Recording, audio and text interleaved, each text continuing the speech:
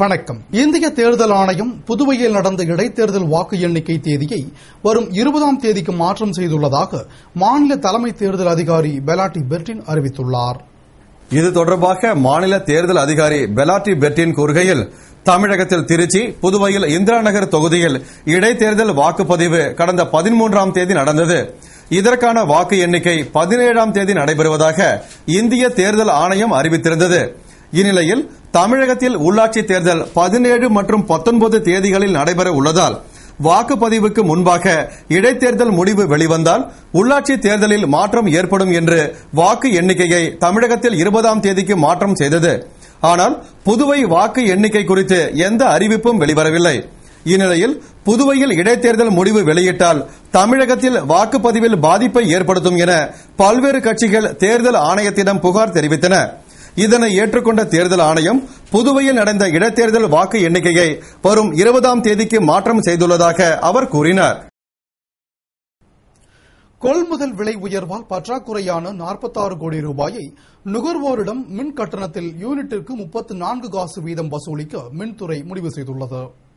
இது தொடர்பாக மின்துறை அலுவலகத்தில் வெளியிட்டுள்ள செய்திக்குறிப்பில், புதுவை யூனியன் பிரதேசத்திற்கு தேவையான மின்சாரத்தில் 75% மத்திய மின் உற்பத்தி நிலையங்களிலிருந்து பெறப்படுகிறது.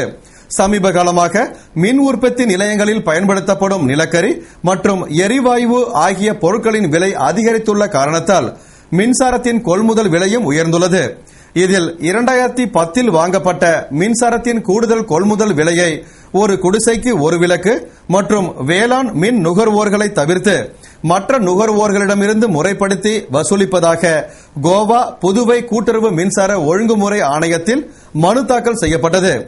அதன்படி கூட்டு ஒழுங்குமுறை ஆணையம் ஒரு யூனிட்டுக்கு 34.25 காசு என கணக்கிட்டு வசூலிக்க நிர்ணயம் செய்துள்ளது. அந்த ஆணையத்தின் உத்தரவுப்படி கூடுதல் மின் கட்டணத்தை வசூலிப்பதற்கு மின்துறை தகுந்த நடவடிக்கை எடுத்து வருகிறது. புதுவை ஜிப்மரில் மண்டல புற்றுநோய் மையம் சார்பாக மார்பக புற்றுநோய் விழிப்புணர்வு முகாம் நடைபெற்றது. உலக அளவில் ஒவ்வொரு ஆண்டும் அக்டோபர் மாதம் மார்பக புற்றுநோய் விழிப்புணர்வு மாதமாக அனுசரிக்கப்படுகிறது. அதனைத் தொடர்ந்து ஜிப்மர் மண்டல புற்றுநோய் மையம் சார்பாக மார்பக புற்றுநோய் விழிப்புணர்வு முகாம் ஜிப்மரில் நடைபெற்றது. இந்நிகழ்ச்சியில் மண்டல புற்றுநோய் மையத்தின் இயக்குநரும் ஜிப்மரின் முதல்வருமான டாக்டர் KS ரெட்டி வரவேற்புரையாற்றினார். அவரைத் தொடர்ந்து ஜிப்மர் மருத்துவமனையின் இயக்குநர் டாக்டர் சுப்பாராவ் சிறப்புரையாற்றி புற்றுநோய் தொடர்பான புத்தகத்தை வெளியிட்டார். இந்த முகாம் மூலம் மார்பக புற்றுநோயின் அறிகுறிகள், மார்பக புற்றுநோயை ஆரம்ப நிலையில் கண்டறிவதன் முக்கியத்துவம், நோய் தடுப்பு முறைகள் மற்றும் சிகிச்சை முறைகள் பற்றி விரிவாக விளக்கம் அளிக்கப்பட்டது. மேலும் இந்திய பெண்கள் பலர் விழிப்புணர்வு இல்லாத காரணத்தால் நோய் முற்றுகை நிலையில்தான் மருத்துவரை அணுகும் அவலநிலை உள்ளது. இதனால் நோயை குணப்படுத்த முடியாமல் போகிறது. எனவே பெண்கள் ஒவ்வொரு ஆண்டும் மார்பக சுய பரிசோதனை மற்றும் மருத்துவ பரிசோதனை செய்து கொள்ள வேண்டும் என்று இந்த விழிப்புணர்வு முகாம் சார்பாக விளக்கப்பட்டது. இந்நிகழ்ச்சியினை மருத்துவ புற்றுநோய்த்துறை துணை பேராசிரியர் டாக்டர் அங்கித் ஜெயின் நன்றியுரை கூறி நிறைவு செய்தார். இம்முகாமில் மருத்துவர்கள், செவிலியர்கள், ஜிப்மர் ஊழியர்கள் மற்றும் சிகிச்சை பெறுபவர்கள் பலர் கலந்து கொண்டனர். புதுவை முதல்வர் ரங்கசாமி ஆளுநர் திரு இக்பால் சிங்கை சந்தித்து உரையாடினார். இந்நிகழ்ச்சி அரசியல் வட்டாரத்தில் பெரும் பரபரப்பை ஏற்படுத்தியுள்ளது. புதுவை முதலமைச்சர் ரங்கசாமி இந்திரா நகர் இடைத்தேர்தல் முடிந்து அதன் முடிவுகளை பல்வேறு கட்சியினரும் ஆர்வமாக எதிர்பார்த்துக் கொண்டிருக்கும் வேளையில் திடீரென ஆளுநர் மாளிகைக்கு சென்று ஆளுநர் இக்பால் சிங்கை சந்தித்தார். மரியாதை நிமித்தமாக அவருக்கு பொன்னாடை அணிவித்து மலர்கொத்து கொடுத்து மரியாதை செய்தார். பின்னர் சுமார் அரை மணி நேரம் புதுவை நிலவரம் பற்றி ஆலோசனை நடத்தினார். இதனைத் தொடர்ந்து அவரிடம் விடை பெற்றுக் கொண்டு ஆளுநர் மாளிகையிலிருந்து புறப்பட்டு சென்றார். அவர் செல்லும்போது செய்தியாளர்களிடம் தமது சந்திப்பு குறித்து எதையும் குறிப்பிட்டு சொல்லாமல் அமைதியாக சென்றுவிட்டார்.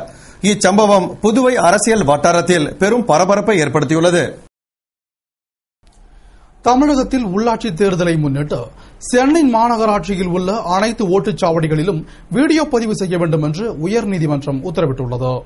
தமிழகத்தில் உள்ளாட்சி தேர்தல் சுதந்திரமாகவும் நியாயமாகவும் நடப்பதற்கு மாநில தேர்தல் கமிஷனுக்கு சென்னை உயர்நீதிமன்றம் சில அதிரடி உத்தரவுகளை பிறப்பித்துள்ளது. அதன்படி சென்னை மாநகராட்சியில் உள்ள அனைத்து ஓட்டுச்சாவடிகளிலும் கண்டிப்பாக வீடியோ எடுக்க வேண்டும்.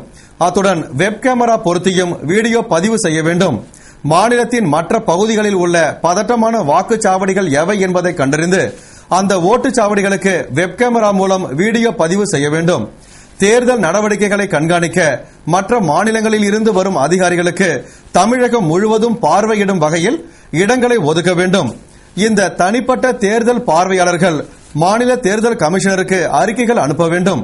மற்றும் கர்நாடகா, கேரளா, மகாராஷ்டிரா மாநிலங்களில் இருந்து வரும் போலீசாரை பரவலாக அனைத்து ஓட்டுச்சாவடிகளிலும் பாதுகாப்பு கொடுக்க நியமிக்க வேண்டும். இந்த விதிகள் அனைத்தும் மாநில தேர்தல் ஆணையர் ஆராய்ந்து செயல்படுத்த வேண்டும் என்று உயர்நீதிமன்றம் உத்தரவிட்டுள்ளது. இந்த விதிமுறைகள் அனைத்தும் நடைமுறைப்படுத்தப்படுகிறதா என்பதை உள்ளாட்சி தேர்தல் அன்று பார்க்கலாம். சுற்றுலா தலமாக அறிவிக்கப்பட்ட கிருமாம்பாக்கம் ஏரியில் தற்போது மண் அள்ள அனுமதி வழங்கியிருப்பதால் விவசாயம் பாதிக்கும் அபாயம் ஏற்பட்டுள்ளது என்றும் அதனை தடுக்க உரிய நடவடிக்கை எடுக்க வேண்டும் என்று விவசாயிகள் கோரிக்கை விடுத்துள்ளனர். பாகூர் அருகே உள்ள கிருமாம்பாக்கம் ஏரி சுற்றுலா தலமாக மாற்றப்படும் என கடந்த அரசு அறிவித்து அடிக்கல் நாட்டியது. மேலும் தற்போது அமைச்சர் ராஜவேலு அந்த ஏரியை சுற்றுலா தலமாக்க நடவடிக்கை எடுத்து வருகிறார். இந்நிலையில் ஏரியில் மீன்பிடிக்க குத்தகை எடுப்பவர்கள் தண்ணீரை முழுமையாக வெளியேற்றி ஏரியை வறட்சியாக்கி விடுகின்றனர். தற்போது 2 நாள்களாக லாரியில் மண் ஏற்றி விற்பனை செய்கின்றனர். இது தொடர்பாக அவர்களிடம் கேட்டால் பொதுப்பணித்துறையிடம் அனுமதி பெற்று எடுத்துச் செல்வதாக தெரிவிக்கின்றனர். மேலும் 25 லோடு எடுக்க அனுமதி பெற்று 100 லோடு மண் எடுக்கிறார்கள். இவ்வாறு அதிகமாக மண் எடுப்பதால் ஏரியில் நிலத்தடி நீர்மட்டம் குறைந்து குடிநீர் தட்டுப்பாடும் விவசாயம் பாதிக்கும் அபாயமும் ஏற்பட்டுள்ளது. எனவே இதனை தடுக்க அரசு உரிய நடவடிக்கை எடுக்க வேண்டும் என்று அப்பகுதி விவசாயிகள் அரசுக்கு கோரிக்கை விடுத்துள்ளனர்.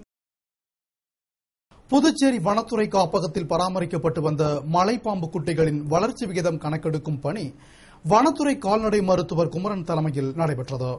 புதுவை வனத்துறை காப்பகத்தில் பராமரிக்கப்பட்டு வந்த 7 அடி நீளம் கொண்ட பெண் மலைப்பாம்பு கடந்த மே மாதம் 31ஆம் தேதி 18 முட்டைகளை போட்டது. மலைப்பாம்பு மூலமே அடைகாக்க வைத்து குஞ்சுகளை பொறிக்க வனத்துறை அதிகாரிகள் ஏற்பாடு செய்தனர். அதன்படி ஜூலை மாதம் 28ஆம் தேதி அடைகாக்கப்பட்ட வந்த முட்டையிலிருந்து 18 பாம்பு குட்டிகள் வெளிவந்தன.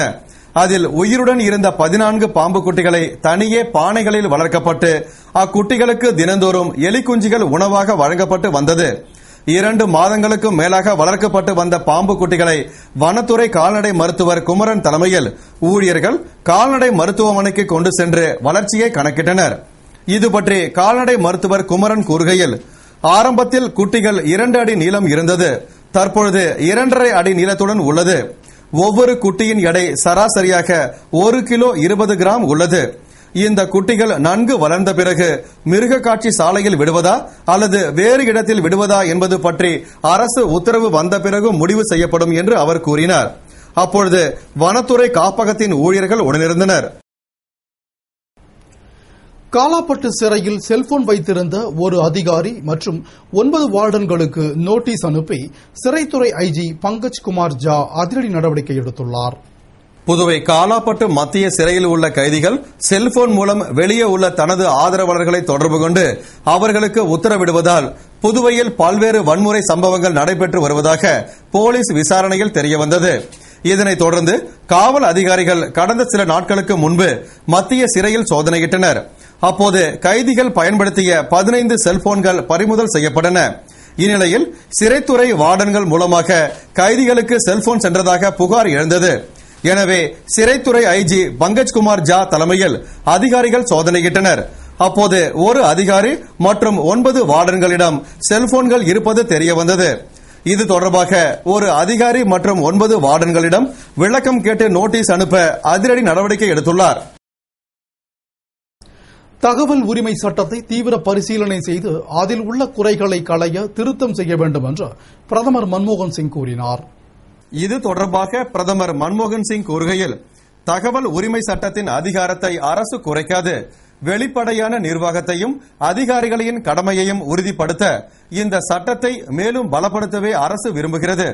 இந்த சட்டத்தில் சில குறைபாடுகள் இருப்பதாகவும் அதை சரி செய்ய இச்சட்டத்தில் திருத்தம் செய்ய வேண்டும் என்று அரசின் ஒரு பகுதியினர் விரும்புகின்றனர். எனவே தகவல் உரிமை சட்டத்தை தீவிரமாக ஆராய்ந்து அதில் உள்ள குறைகள் பற்றி ஆராய்ந்து தீர்க்கப்பட வேண்டும் என்றும், ஊழல் செய்யும் அதிகாரிகளுக்கு எதிராக குரல் எழுப்புபவர்களுக்கு எதிராக வன்முறைகள் நடக்கின்றன. இதனை தடுத்து அவர்களுக்கு பொது பாதுகாப்பு அளிப்பதற்கான சட்டம் அடுத்த சில மாதங்களில் ஏற்படுத்தப்படும் என்று அவர் கூறினார். இத்துடன் செய்திகள் நிறைவடைந்தன. வணக்கம்.